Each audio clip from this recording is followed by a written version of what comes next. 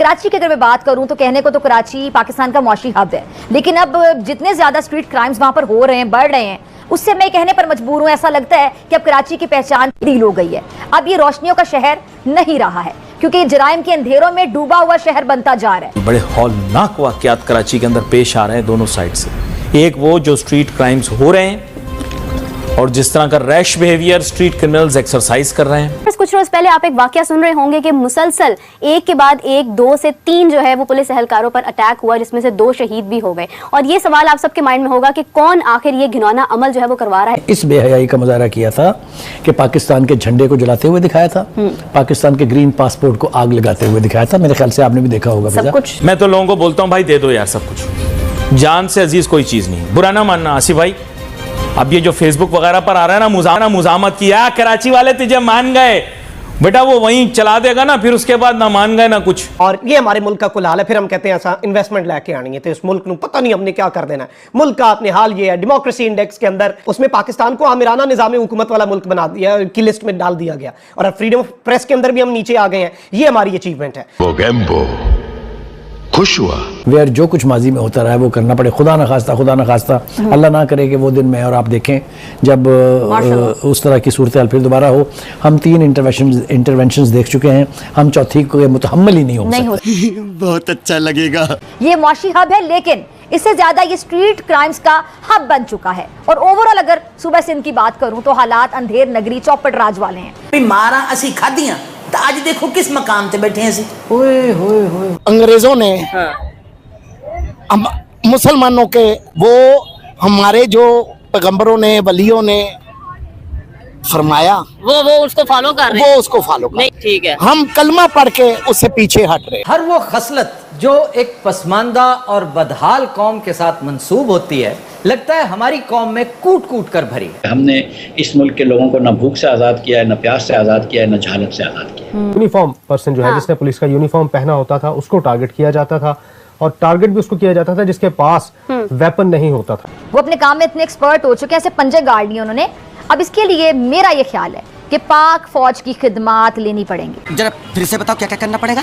ऐसे इकदाम करने पड़ेंगे कि एक बार ऑपरेशन क्लीन अप हो जाए तो फिर डाकुओं को वापसी का मौका ना मिले। देखा धीरे धीरे सींग निकलने शुरू हो गए। वो जिस तरह से फौज की इंटरवेंशन के बारे में और ह्यूमन राइट्स के हवाले से हमारी जो सूरत हाल और गत बनती है बाहर, वो सबके सामने है। 39% पाकिस्तानी, 9 करोड़ पाकिस्तानी खतरे गुर्बत के नीचे हैं। अभी जो मैं और आप बात कर रहे हैं इस वक्त, अभी भी इस वक्त कुछ लोग ऐसे बच्चे रो रहे हैं कि जिनको रोटी चाहिए लेकिन जिसकी माँ के पास रोटी नहीं।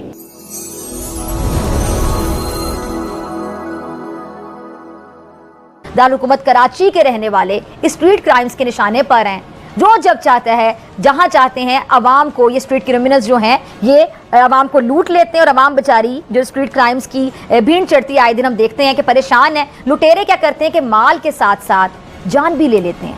और अंदरूने सिंध का जो दुखड़ा है वो मैं आपको क्या सुनाऊं, वहां तो डाकू राज लगा हुआ है। स्ट्रीट क्राइम में मुलविस अफराद फिर अपना चेहरा छुपा लेते हैं, लेकिन कच्चे के जो डाकू हैं ये चेहरा भी छुपाने की जहमत नहीं करते, बल्कि सोशल मीडिया पर वीडियोस बनाकर अपने जराइम को फखरिया अंदाज में, बयान में पेश करते हैं।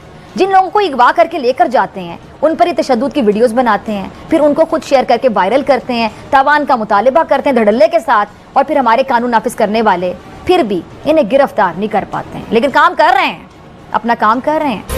और कराची के स्ट्रीट क्राइम के मुतालिक बात हुई। बड़े हौलनाक वाकयात कराची के अंदर पेश आ रहे हैं दोनों साइड से।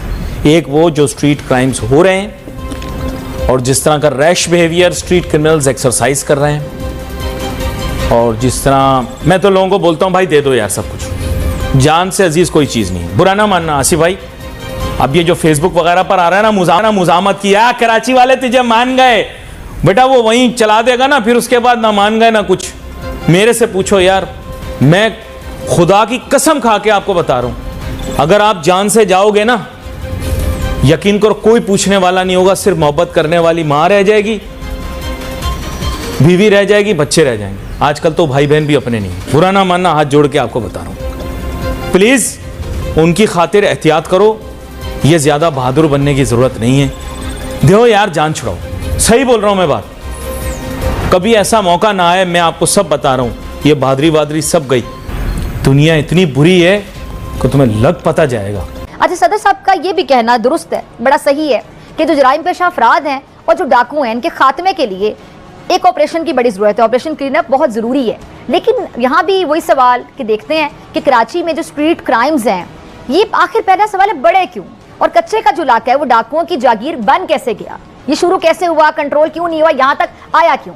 अब जहाँ तक बात है कराची की, तो मेरी नज़र में अगर मैं कराची की बात करूं, वहाँ पे स्ट्रीट क्राइम्स बढ़ने की वजूहात या बहुत बड़ी बड़ी वजूहात हैं वो काफ़ी ज़्यादा हैं। आप जानते हैं कि कराची को मिनी पाकिस्तान कहा जाता है क्योंकि यहाँ पर चारों सूबों गिलगित बल्तिस्तान और आज़ाद कश्मीर से जो ताल्लुक़ रखने वाले अफराद हैं वो वहाँ पे रहते हैं, रोज़गार कमाने आते हैं।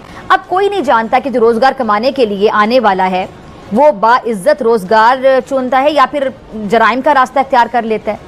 पुलिस हुकाम की अगर बात सुने तो उनका मौक़िफ़ सामने आता है कि कराची में जो स्ट्रीट क्राइम्स बढ़े हैं, इनकी पहली वजह यह है कि जिन मुल्ज़िमान को पुलिस गिरफ्तार कर लेती है तो वो बहुत जल्द ज़मानत पर रिहा हो जाते हैं और फिर दोबारा जो है वो वारदातें शुरू हो जाती हैं। अब ये सवाल है कि कैसे इतनी जल्दी ज़मानत पर रिहा हो जाते हैं ये, जब पता होता है कि ये इन्वॉल्व हैं इन क्राइम्स में। अब कराची पुलिस के मुताबिक 8000 मुल्ज़िमान को गिरफ्तार किया गया, जिसमें से सिर्फ 100 को सज़ा हुई है। 100 को ज़रा सोचें, 8000 में से, बाकी ज़मानत पर रिहा।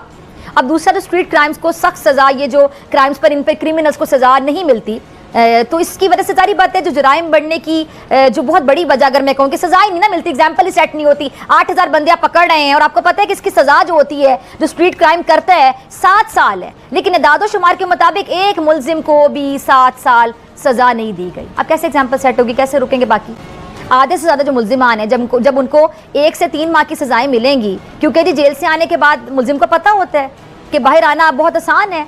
और स्ट्रीट क्राइम की जो दूसरी बड़ी वजह है वो जो मुनशियात के आदी हैं, जो नशे की लत पूरी करने के लिए आपको पता है वारदातें करते हैं। लेकिन बेरोज़गारी भी एक बड़ी वजह है कि जब लोगों को रोज़गार नहीं मिल रहा, लोगों को जॉब अपॉर्चुनिटीज़ नहीं मिल रही, तो लोग इस काम पे लग गए हैं। महंगाई बहुत ज़्यादा है, बेरोज़गारी बहुत ज़्यादा, वैसे में कुछ लोग मजबूर होकर जुर्म के रास्ते पर चलना शुरू कर देते, जो कि बहुत गलत बात है। अब स्ट्रीट क्राइम की जो चौथी वजह वो ये कि पुलिस को बहुत ज़्यादा मामलात में शामिल कर दिया गया है। मस्जिदों की हिफाजत देख लें, बैंकों को सिक्योरिटी फराहम करना, VIPs की ड्यूटी, हर जगह पे आप देख लें कि पुलिस चाहिए होती है। पोलियो के कतरे तक पिलाने में आपको पता है कि पुलिस की ज़रूरत होती है, पुलिस शामिल है। अब ये जो स्ट्रीट क्राइम बढ़ने की वजूहात हैं ये उसमें शामिल है।